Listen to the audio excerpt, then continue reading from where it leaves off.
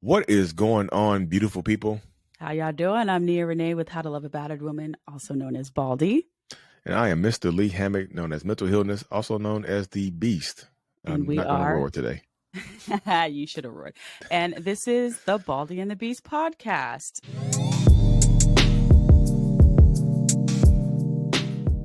Lee and I decided to start a podcast together.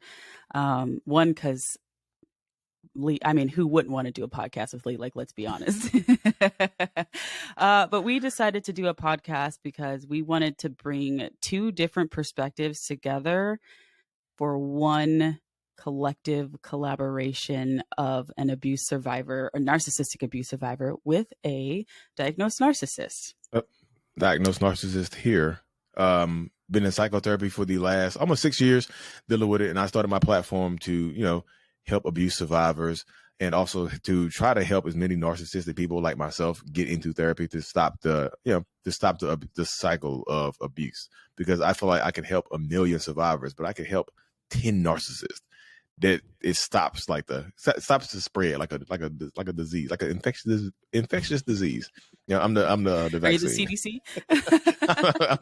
I'm the vaccine. Get your arms ready. Oh man, here come the anti-vaxxers. Not from they don't want it from me. It's like anybody but the narcissist. I'll take the jab from anybody but the narcissist.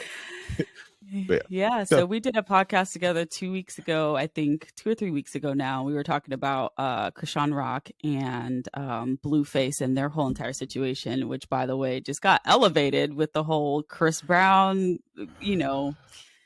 that's a different Chris Brown threw him under the bus. Chris Brown threw him under the bus. And then Blueface's response was like, yeah, everybody should just be quiet at this point. Like, I didn't see Blueface's. I just see Chris Brown's response. I was just like, oh, I saw it on yours because you posted about it. I did. You posted it. Oh, okay. Yeah. I was like, I sure did. Yeah, he was. That podcast did pretty good though. We did pretty good talking about Blueface, and we listened to what everybody was saying. Because I sent him a text and I was like, yo, like, we kind of vibe. Like, that would be dope if we did a podcast. We were like, oh, maybe down the road we'll revisit this because we obviously have our own endeavors going on. But then we started sending each other screenshots of the comments that people were saying, and we're like, all right, like maybe we should make this happen. So here we are, Baldie and the Beast. Let's get it. Let's get it. So today we got an interesting topic for y'all today, though. So today's topic is how do we present the topic? How do we say this in a way? What's the topic name? Men don't like women with baggage. Men don't like older women with baggage. They want the young ones with no baggage. Want the young ones. Yeah. Less life experience. Yeah. The performative word I've heard a lot lately is malleable. Oh, what does that even mean? You can mold them. Like metal, like hot metal. So you can mold hot metal into a shape that you want it to do. But when it gets hard, it's metal. It doesn't shape. It doesn't shift. It doesn't do anything like that. But everything when it's hot, young and hot. You know what I'm saying? That's the dynamic. Yeah. Wild. When you hear people say malleable, like it's like I compare it to like metal. I just like how you get metal is stiff and rigid like an older person. Let me grab my iPad so I can show the people where this kind of stemmed from, because I went on a tangent on Facebook. I'm trying my best not to get blocked on Facebook, but sometimes I'll be going off. So this came about because there was this, I made a video. What is the podcast? What was that podcast with Keita and Randy and I forget the name of their podcast. Tonight's Conversation? Yeah. And I did a video. Oh, I think I'll just pull it up on Instagram. I did a video about, inserting my comments and stuff like that. And there was this guy that commented on it. And first of all, you can't take a man seriously who's wearing a denim suit. Because my man's had a denim suit on. Oh, the dude to comment on your stuff? Yes. He had a denim suit on trying to talk about why he wants older women why he wants younger women instead of older women. He's the one who commented and said, men don't want older women with baggage. So I'm trying to find the meme that I made, because that's what's that meme stemmed this whole thing. Nobody, men, I'm dating younger women for one simple reason. You older women have unresolved trauma and baggage, but you mischaracterize it as experience. Also men. And then it's him in his denim suit. You can't trust a man in a denim suit, cowboy boots, you got to put that hat.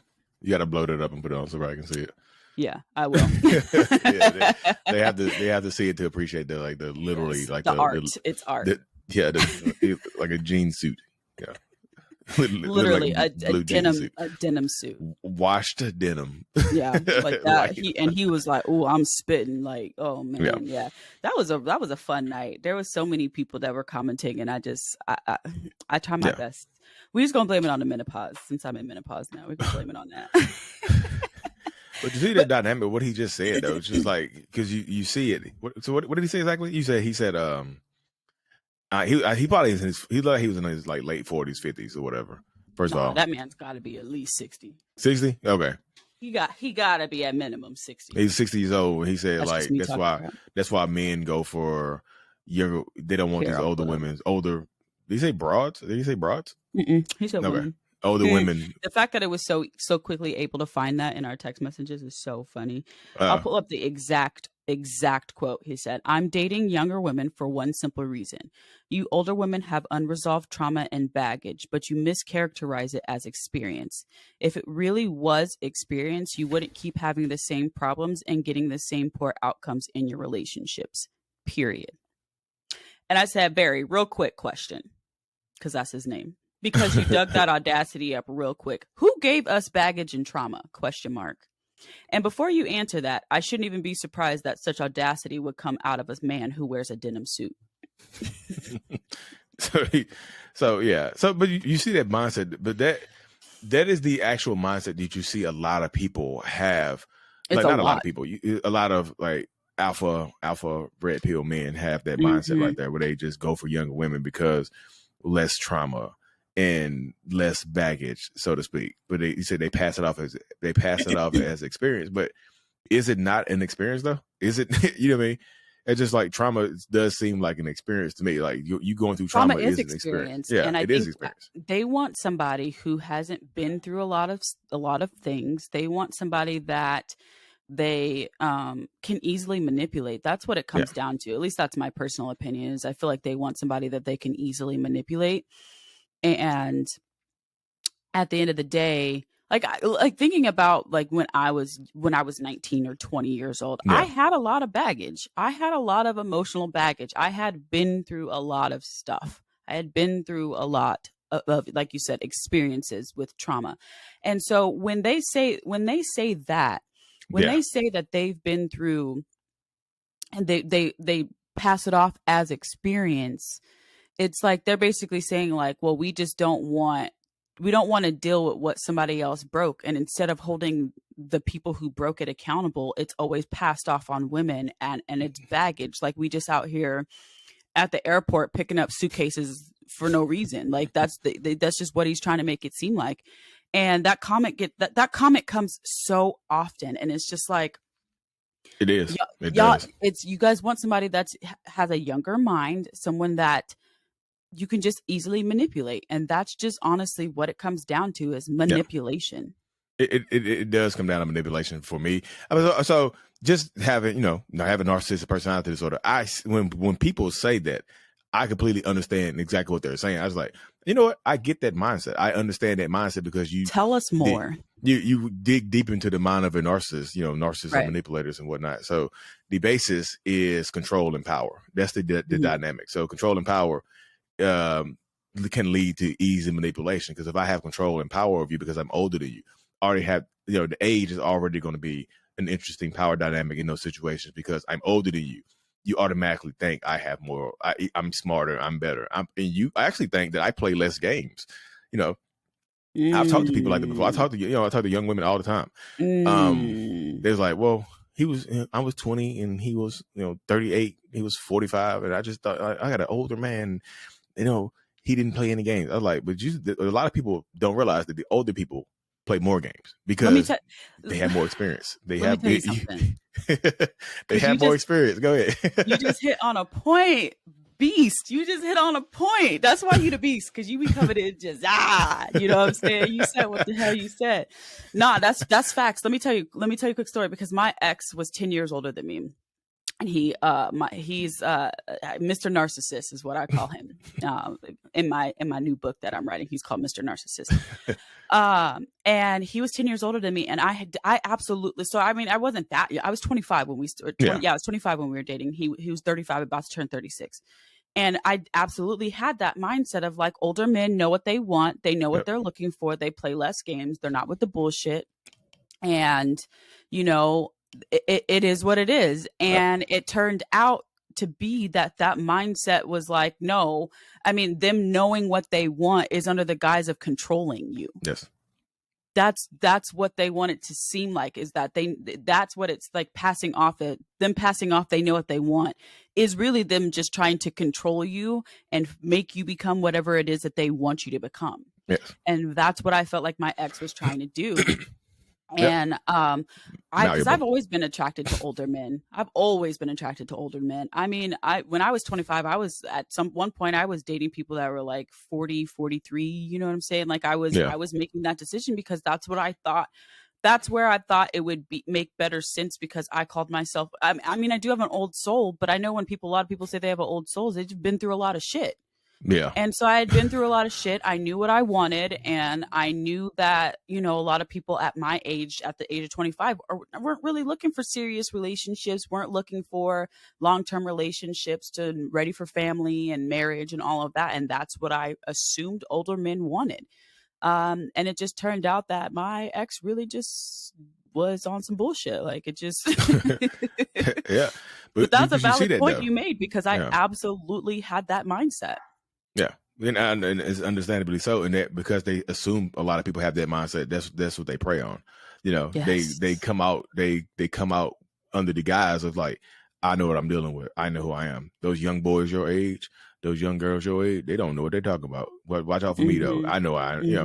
And typically, you know, if you're dealing with somebody, if you're in your 18, 19, 20, early 20s, whatever, you're dealing with somebody 40 something years old, typically they might have their stuff together. So you can skip that stage. You might skip the struggle stage of trying to grind together. You know what I mean? It's like we both working at McDonald's trying to get our first apartment and stuff like that. The older person already had that stuff together, so that they can be more appealing as well.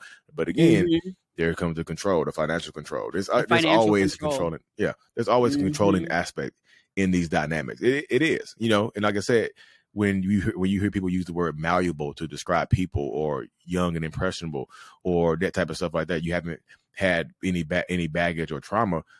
People are like you said, you had a lot of early childhood trauma, so you've been traumatized for a long time. People automatically assume because you're younger doesn't mean you're traumatized. You know, correct.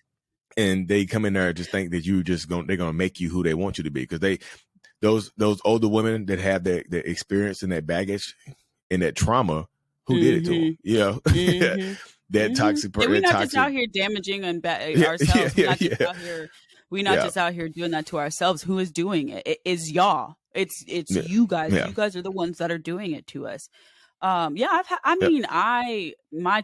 trauma started at probably earlier than 4 years old, but my earliest memories in life are 4 years old. So I dealt with trauma for a very long time.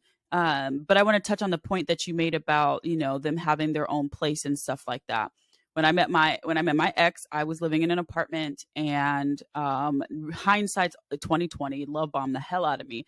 I was living in my own apartment, and we got together in like May, and my lease was coming up in August, and so he asked me if I wanted to move in with him so that I could save up some money. And he had his own, he owned his condo, so I was like, yeah, okay, cool, like, you know, it is what it is. He did the grand gesture, asked my father if I could move in with him, and like, you know, painted this beautiful picture. And it wasn't that sweet. But so at the same time I was dating my ex, I have a friend who she's the exact same age as I am, and her husband I believe is now in his 40s, and so her and I are about to turn 30. Okay. So he's like 10 or 11 years older. But there's a flip side of this where not everybody's like that. You know what I mean? Like it just so happened not, and I always, I was talking about this on my podcast. I always try to bring the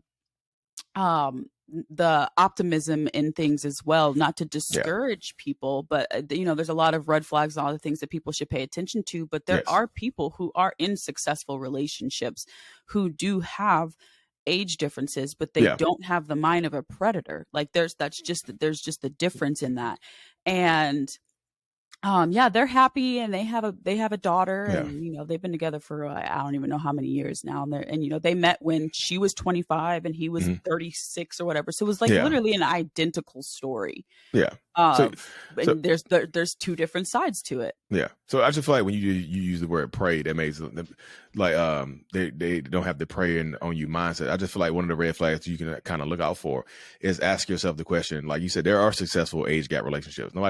It's not an all or nothing type of thing. It's just like one of the things you can ask yourself if it feels like you being preyed upon, or was that person praying for you? You see what I'm saying? Were they praying for you? I found a person I'm gonna treat you a certain type of way, or they preying on you. They see you're vulnerable. They use the word you're old. They try to make you sound like you're older than what you actually are. Sometimes they might be grooming you for a long time, but you were like when you were a teenager. Or they saying little kind of slick shit to you when you were a teenager. It's like you a lot older than what you 15, 16. You should get 20. Gross. Damn. I remember hearing that too. Yeah. You're just not. You act a lot older than what you seem. You 15? Yeah. Really? Wow, that's crazy. You seem a lot older, and you probably blushing. Thank you. Yeah. But that's the mindset, though. I'm just saying, because that's not my mindset. Because me personally, if I were ever to become single again, I would go for an older person, because I actually have that mindset. Like older women don't play games. That's the mindset I got. Because I just don't. I just I just like I would. I think that's what my wife worries about. She's like, I'm not worried about the young girls. I don't care about the young girls. So that's not his style. She would say that too. She would absolutely say that. Like I'm not the young ones now. My husband's not worried about men. He's worried about the women. Because I told him, I was like, listen.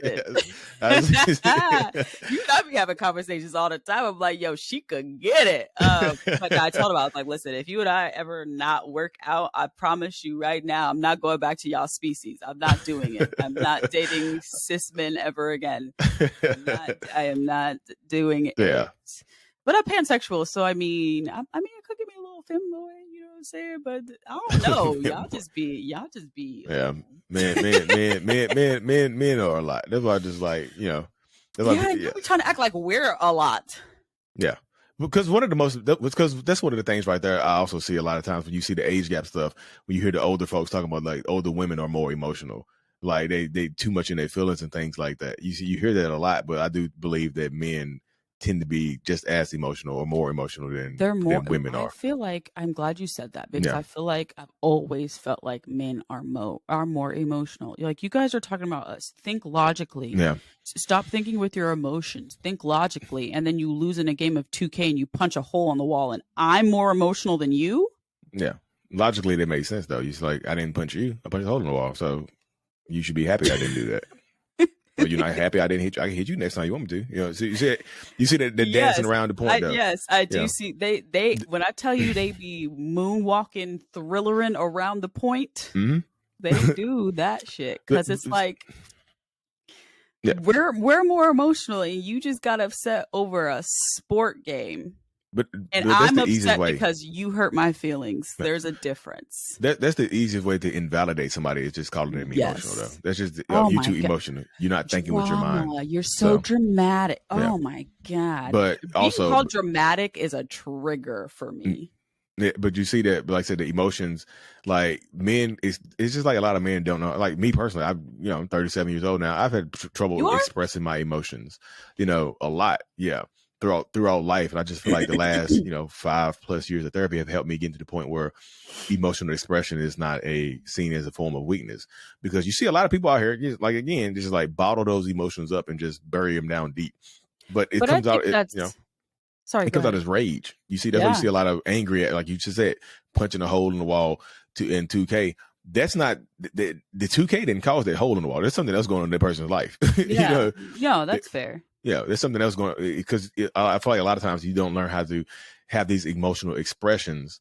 Then you have to learn how to express your emotions in a healthy way. You bottle it up, and sooner or later it comes out as rage. It's kind of like, this is the way my therapist described it. She's like, because this is the reason I picked my therapist. I don't tell a lot of people this, because this is not to sound sexist or anything like this. This is exactly what we're talking about. Is that I picked my therapist because like I just automatically had the sense that women are more in tune with their emotions, and that was my biggest issue. I was like, I don't know how to control my emotions. I'm ragey. I'm angry as hell. I'm just doing this. So I picked a woman therapist. I was just like, I'm just pick a woman, And she kind of helped, and just talking to her, and she's like, yeah, just a lot of people have that. She's like, you have emotions. The first 5 minutes of therapy, I was crying. So you have emotions, you just don't know how to express them. You have a blockage. So let me ask you a question. When you were growing up, were you, because I know in the Black community, growing up in an African American household, men especially, the boys are told to not, like, stop being a little bitch, stop crying, did you experience any of that as a child? Do you think did you experience what a lot of Black men experience, being told that they need to be a man, and thinking being a man means that they can't show any emotion outside of anger or happiness? So I don't. So you said you have memories till you was 4. I don't have, my memories don't start till I was like 8 or 9 years old. So just growing up, I don't think ever remember my mama saying it to me. I just think it's more along the lines of my mama working. My dad, he was around, but he wasn't like super involved. So my mama worked second shift though, so we were always home by ourselves. So we had to learn we kind of had to grow up on our own, doing all this other stuff. I have a twin brother, so it was just kind of me and him just watching after each other. So we just had to learn emotions that way, just like learn how to process it that way. Because my father figure was my older cousin. He wasn't doing them. He was out here making babies. He was. So that's all I didn't want to be like him. I think I actually internally hated him for a long time. I didn't talk to him now as an adult. It was kind of crazy. I feel like there's some residual left over from that. I got to talk about it in therapy. It's a breakthrough. But just looking at that dynamic right there. But this kind of ties back into what we were talking about earlier, how, the men go for the younger women because of that right there. It's just that, like, when you are an older man, sometimes doesn't expect the younger woman to hold him accountable for his emotions or his rage and stuff like that. They can play it off as passion instead of anger. I'm just a passionate person. I'm just passionate. Me punching the hole in the wall because of 2K, I'm just passionate about this thing. That's what you do. You passionate. You hit shit. You know what I mean? I can't convince you that. You about 30. You're like, no, I'm out of here. Just like, I think you saw, did you send that? I think it was a screenshot. It was like about that Tubi commercial during the Super Bowl where that woman said, oh yeah, I was in the group chat. Her boyfriend punched a hole in the wall, and he screaming and yelling at her because he thought it was her. And then he was like, oh, I'm sorry. And she left him because of that. I was like, leave because of that. Imagine that's a 19-year-old girl. She might not leave because of that. She's like, oh, he punched a hole in the wall. He thought Tubi played a joke on him, so they can play they can confuse younger people with their emotions. They think they can because they assume the fact that younger people are, for lack of a better word, dumb. They're just like, oh, you're dumber. You don't understand. You just don't understand this, youngin. Let me teach you. Stay around me. I can teach you something. I can learn you something. And I've talked to younger women. You did that voice way too good. What? Oh, the younger. Oh, yeah. I grew up. I'm telling you, I grew up around a lot of men who did that. So it's in the back of my mind. Just like, I hear how you talking to these people. It's just like, look. You get my age, you'll understand that this is how things go. This is not how somebody else is gonna tell you something else. Your mom might say something, your sister might say something, your brother might say something, but this is literally how it goes. I know because I'm older than you. I have more life experience than you. Stick with me, young, and I'm gonna learn you something. Like, I'm gonna punch stuff, I'm gonna scream, I might hit you, but it doesn't mean I don't love you. This is passion. Passion is violence sometimes. You hit stuff that you care about. If I don't hit you, you should be worried about it if I don't put my hands on you. Yeah, and then if you were raised like I was raised, you think that that's normal. So then telling you that, you're like, oh, okay, I experienced that as a child. You know what? Maybe he's right. Maybe that's normal. That's how I should be treated. Yep. So it all ties together. It all comes back together. And I think the perfect target for somebody that's an older person that's looking for a younger person, the perfect target is somebody that come from a household like you. That's the perfect target. You just like, because you think like, you just kind of like, I just did a video on YouTube about this. How you leave one toxic relationship and get into another one. It doesn't always have to be an intimate relationship that you're leaving. It could be a household. You can be leaving a toxic household and get into a toxic intimate relationship because this is your normal. It's like, my dad used to punch shit all the time. So this is nothing. I learned how to punch. I learned how to patch holes because I was always patching my daddy's holes in the wall. Give me some plaster, some spackle. Just thinking that. I think that's putty knife, normal, and it's not. It's not normal. That shit is not. Shit is not normal at all. It looks normal though, depending on where you grew up. Like that's what I should say. I see those videos. I see the videos when people they looking for you. I absolutely do hate it, especially when they going after people who are like 18 years old. That's when I really, really hate right there. Well, 18 is legal. And Tyler, my husband, he says, I can't imagine dating anyone that's even 21. Like I can't. If you're not even 21, like what are we gonna do? We can't go drink together. We can't, we can't go out. That's kind of the point, though. That's kind of the point. If I dated somebody under 21, we can't go drink together, but I can go drink by myself. You got to sit in the house. Yeah, you know what I'm saying? That's a good point. No, that's a good point. It's a good segue of it to begin the isolation process. Yeah, that's sit true. In the house. Stay your ass inside. Be ladylike and sit your ass in the house. Yeah. You're not about to be late. You're not about to be in the streets. Sit your ass in the house. We don't like women in the streets. Yeah. And don't get an Instagram because you're cheating on me if you have an Instagram. Did you ever see that video? I think I see that. What's the man dude? I think Myron said that, didn't he? The dude from Fresh and Fit. I think he said. I think I saw a clip of that. He's like, Instagram is cheating.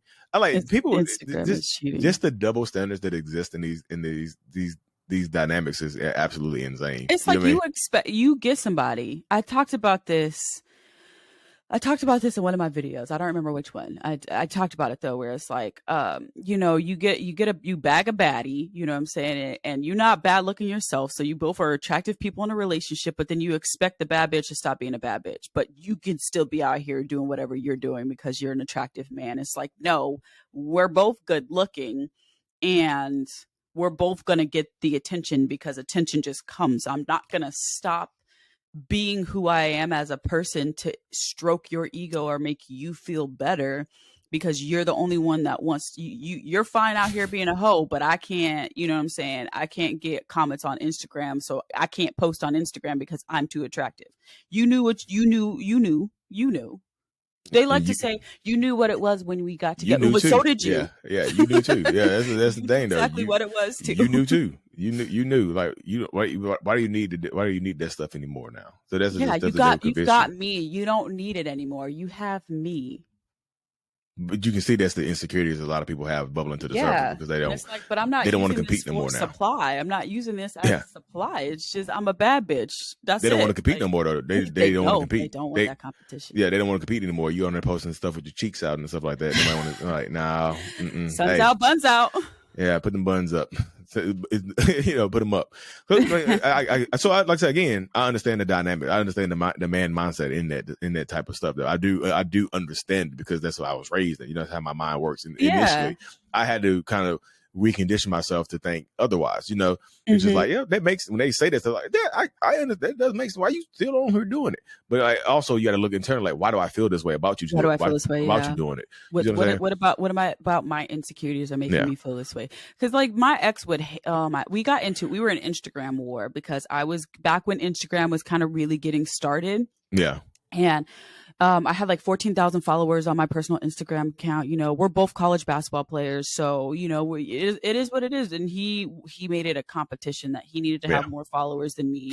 He needed to be getting more attention than me. It's harder. Or whatever. And then on the flip side, I have Tyler and I'm like, does it bother you when I post like pictures that I post or I post the outlandish ass things that I say and do on social media?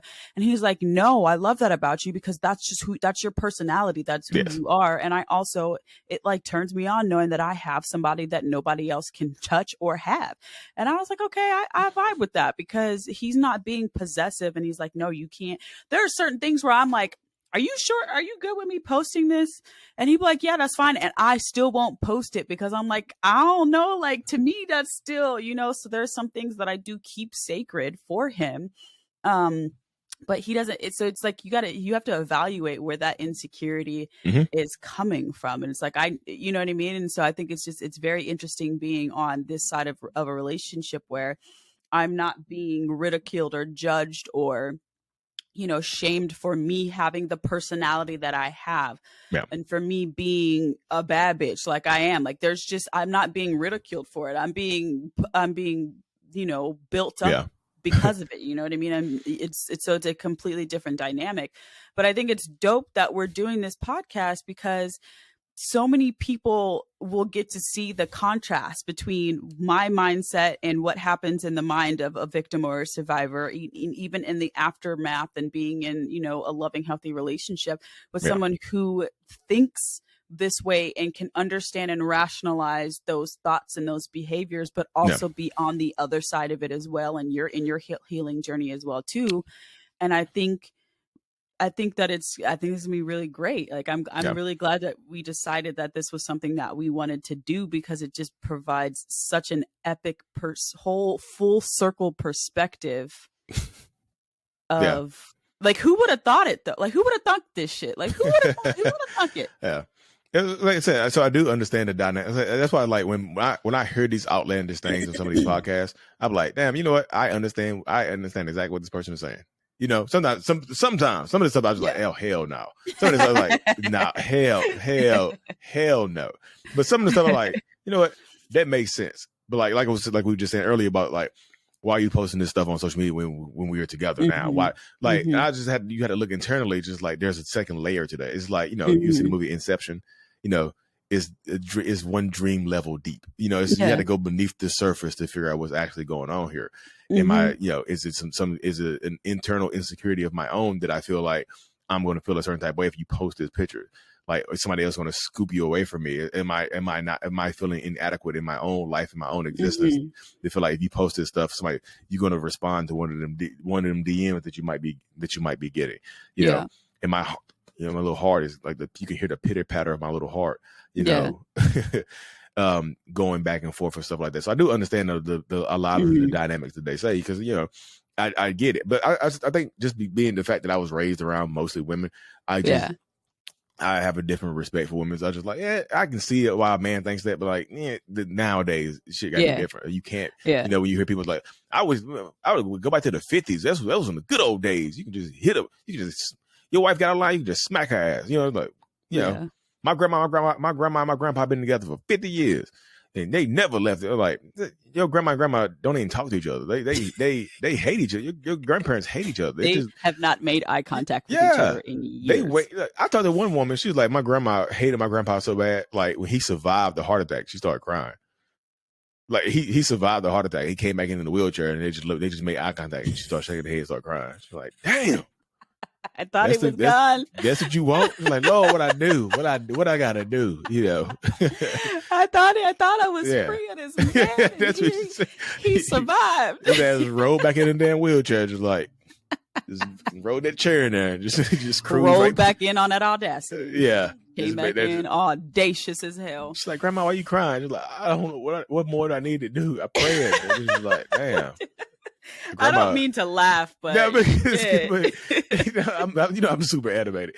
But that's she's like, Grandma started crying, and that just helps people understand that, like, just because longevity does not equal happiness. It doesn't. It doesn't. And when you think, because I like the video that you did about saying that our grandparents went through trauma and experienced trauma, and we may or may not notice, we may or may not know that or not, but it's true. Like, when people are saying like, they've been together for 50, 60 years, and you're just like, what it was like 50, 60 years ago. It's like, are they just, a lot of people stay in situations because it's comfortable. It's uncomfortable to leave. It's uncomfortable to be outside of that. Sometimes I just be looking at some of these relationships that have been like 50, 60 years long, and I'm like, yeah, I mean, I've talked to some of these people in these relationships. Standard. Yeah, I've talked to some of these people in a relationship. I talked to I think the longest that I've talked to this woman, she was like 67 and she had been married since she was 17 years old. Yikes. You know, and she literally hated her husband. She was like, he had cancer. He was passing away. She was like, I want to leave him so bad right now because he's treated me so terribly over the last X amount of years that I want to leave him right now. She's like, but my family would hate me if I did. Because, you know, I kept a lot of stuff private. I internalized a lot of stuff and nobody really knew what was going on. So they would hate me if I left him right now. And he knows it. He throws it in my face. He's torturing her to the very end. It's sad to see that the type of stuff, the type of dynamic, you know, but you see it nowadays. And I also, one last qualm about this stuff right here. I think a lot of people, especially a lot of men these days, one of the main talking points that I see coming up over and over again consistently is the fact that they have to work harder to get women now. It just seems like they have to work hard. They're frustrated because they back in the day, all you needed was a job. Women. Back in the day, all you needed was a job. You're like, I work at a plant. You know, I work at the yarn plant. And you can go get you a baddie because you work at the yarn plant. You was employed. You know what I mean? But nowadays, you got to work at the yarn plant. And be respectful. and go to therapy. You got to work the yarn plant and go to therapy. Yeah. But that's the thing right there. Credit. Yeah, so that's the thing right there. Again, though, the age gap dynamic sometimes plays into it because because I'm already older than you. You automatically assume that I'm more emotionally mature than you are. You assume that dynamic. So I don't have to be emotionally mature to get a younger woman. We might be on the same emotional maturity level. You see what I'm saying? Sometimes it's not about being malleable. Sometimes we just think the same. I have this young mindset. I like myself, I experienced some arrested development in my childhood. So I had to grow up faster. So I've skipped some stages of emotional development. So me in this, although I might be 37, me and this 19-year-old might be on the same emotional level because I skipped stages of emotional growth. So it might be more compatible that way, but it still leads to some manipulation because I'm older. So there's a lot of moving pieces in that dynamic, like I said, because not all age gap relationships, like you said earlier, are not bad. You know, not all of them. Some of them are very, very good. I know some would be very, very good ones, but you also see the ones that are just like, you need to get out. I think you saw one on TikTok, right? You said one on TikTok. I was going to segue into that. There was a, I'm not going to say names right now because, you know, but there's a TikToker I was following, and a few months ago I had sent a video to Lee, and I was like, oh man, she's being love bombed. Like, this is crazy. She had just gotten arrested. And she was like boasting about her mugshot online. I wouldn't say boasting because like I knew what she was doing, and I knew the deflection that she was put. I knew what she was going through because I'd been there myself. And I sent it to you and I was like, yo, like, she's in an abusive relationship and she's playing it off like she's not in an abusive relationship. She's taking accountability for both people's actions. She's just, and they'd only been together. I want to say they'd only been together like 3 months and they had gotten engaged. And this guy had he's a recovering alcoholic. He has a long rap sheet of domestic violence. He, I think they're in one of his arrest records or one of his, reports, it said that he had like strangled his wife or whatever. And then it like identical what happened when she got arrested was the identical thing that he had done to his wife. And she was, saying that she was the one that was drinking. And like, I did the same thing. I was like, well, I was drunk too, so she deflected. And here we are a couple months later, and, they're having this huge war on social media now. And she's finally saying that he's crazy and he's abusive and she went through a lot. And it's like, a lot of people in her comment section were trying to tell her in the beginning, he's love bombing you. Like, you got to be careful. Like, you guys are moving really, really, really fast. And that's exactly how that situation played out. And she's 20. I think she just turned like 23 and he's 42. Yeah. So, yeah. It's not to say that those relationships can't work out, because they can, but I think it comes down to paying attention to the red flags, and you as a young woman being emotionally intelligent enough to realize what those red flags are and the toxic traits to look out for, and, those behaviors. And you can't do that if you were never taught the right way to be loved to begin with. So it does make it, it puts you in a vulnerable space. And then you get into a relationship where you believe that someone genuinely loves you, you get trauma bonded to them, and then they're abusing you, and it's difficult to leave. And that's why I personally think a lot of men think that way, because it's the easiest way to manipulate somebody into a relationship, triangulate them however they can, love bomb them, hoover them, pull out all the tricks in the book. Yeah. And it makes young women susceptible. So when they say, I don't want a woman with baggage, they don't want someone who can identify their manipulation tactics. Yeah. They don't want somebody that can identify their abusive behavior. They don't want somebody that can raise the red flag. They want somebody that is oblivious to all of that, and they don't know any better. That's what they mean. Yeah. So that makes a lot of sense too. I will add this to that. You don't have to be young to be oblivious, because I think a lot of times this is why you see a lot of men say this is where their body count matters, because it's not that body count matters so much, so it's that they're looking just rolled my eyes so hard. Yeah, but you see that, but you see it a lot. But you see this is the interpretation of my mind. Sometimes when people say that, they're looking for people with less relationship experience. Same dynamic plays. The same dynamic plays. If you got married at 18 and you got divorced at 29, you have been with one person. You don't have a lot of relationship experience. You don't know what's going on here in the real world. So you can also meet a person that's the same age as you, be manipulated. So you can be oblivious at 30, at 29, if you don't, like I said, if you don't have a lot of relationship experience, you're not cued into what's going on, because you've been accustomed to dealing with one person or two people, So or you grew up in an abusive environment, and it took you a long time to realize that you were growing up in an abusive environment, and it took you a long time to realize that, these behaviors. So they don't necessarily want somebody who's young.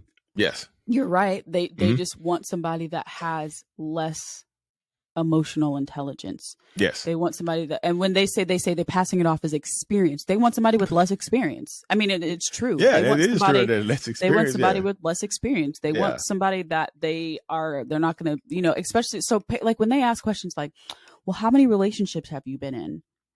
What's your body count? If somebody asks you what your body count is at your grown ass age, leave them.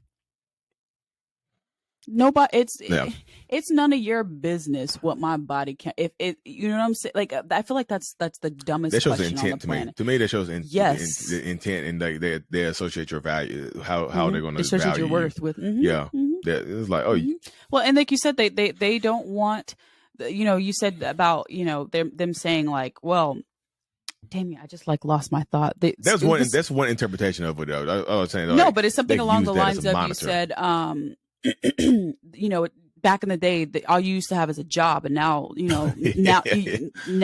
they were like, well, they don't want loose women.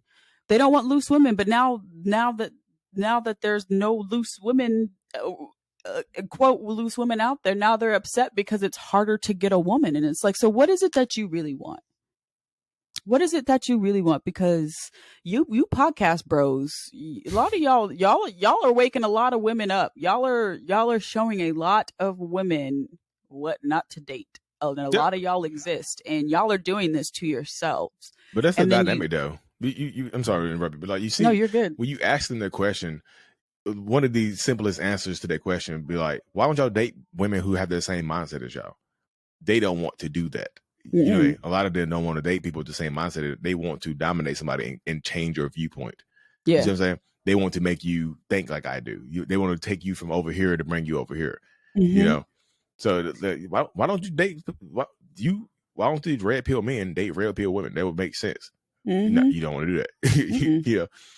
You don't want to do that, because it seems like it's just like that's like it's kind of like the lion and the gazelle. Like the gazelle is hurting the lion, wouldn't go for it. The lion, you got a broke leg. Where are the running gazelles at? Oh, the one over there. Let me go chase this one down. The ones that are ready right there, willing for you, they can't run. Just like, here, eat me. They're like, nah, you injured. They'll just go gallop. They'll go work harder to get a meal that's running. You see what I'm saying? The thrill of the hunt sometimes. Yeah. The thrill of manipulation. So sometimes I can go into that mindset. Like I be digging deep into, like, when they be saying shit, I be like, what did you talk about? What do you mean? You know, I dig deep into the mindset because, like I said, my mind. It thinks my mind does work that way sometimes. I was like, I get why they're saying this, but what do you really mean? You know, what's really going on here? And that's only because I've been in therapy so long. Therapy teaches you to dig deeper behind the actual meaning of what you say. You know, my therapist be calling me out. My therapy talking shit. She be talking. That's why I need my therapist. Before we finish, I actually want to touch on what you said in the beginning about how you specifically chose a woman therapist. Mm-hmm. I admire you for that. When I did EMDR therapy, which is movement desensitization, reprocessing, or something like that. I cannot get the R. we came together for that one. Yeah. Baldie and the Beast, everybody. But when I went to EMDR, I specifically chose a male therapist because I had issues with men. I had, I had sexual abuse issues, obviously domestic violence issues, and I wanted to face those head on. So I specifically chose a male therapist. My talk therapist is a woman.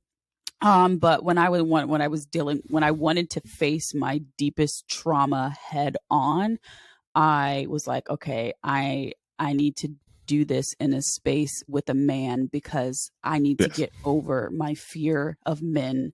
I need to get over my fear of certain things with men. And our therapy sessions would be really, really intense. And it really helped me. Like immediately, as soon as I sat down in this man's office, he looked me dead in my eyes and was like, why do you keep breaking eye contact with me? Every time I look at you in the eyes, you have to look away. Why can't you look at me in the eyes? And I was like, all right, I'm going to leave now because I'm not doing this shit. Called me smooth out. And it's true. I was, so I worked on that and I was able to. So I admire you for wanting to use that to your advantage to, to help you, because I think a lot of times when in situations we do what we want to be the most comfortable in instead of allowing ourselves the opportunity to be our most vulnerable. Yeah. Because we're afraid that it's going to hurt us. And so I commend you for that, because I think that's a great way to attack it head on. Yeah. So I think we're going to do great things with this podcast. I'm really excited to see, what topics we bring up and things that we discuss. And this has been a dope first episode. I loved it. We'll be dropping our podcast every other Thursday for now. We'll be doing it every other Thursday. So be on the lookout for that. Yeah, just be prepared for more, y'all. This is, it's going to grow. It's going to grow. It's only the beginning. Grow show. only the beginning of Baldie and the Beast. Yeah. All right. Well, thank you guys for tuning in to this episode of Baldie and the Beast. You can find me at How to Love a Battered Woman across all social media. Lee? And you can find me at, you can just mental illness or just Lee Hammock, the self-aware narcissist. You type in self-aware narcissist. So you guys are probably already following him, so it doesn't even matter at this point. You guys already know who this man is. We'll see. Hopefully. I got to get it bigger. I'm need more. You, my boy. All right, you guys. Thank you for tuning in to Baldie and the Beast. We will see you guys next time.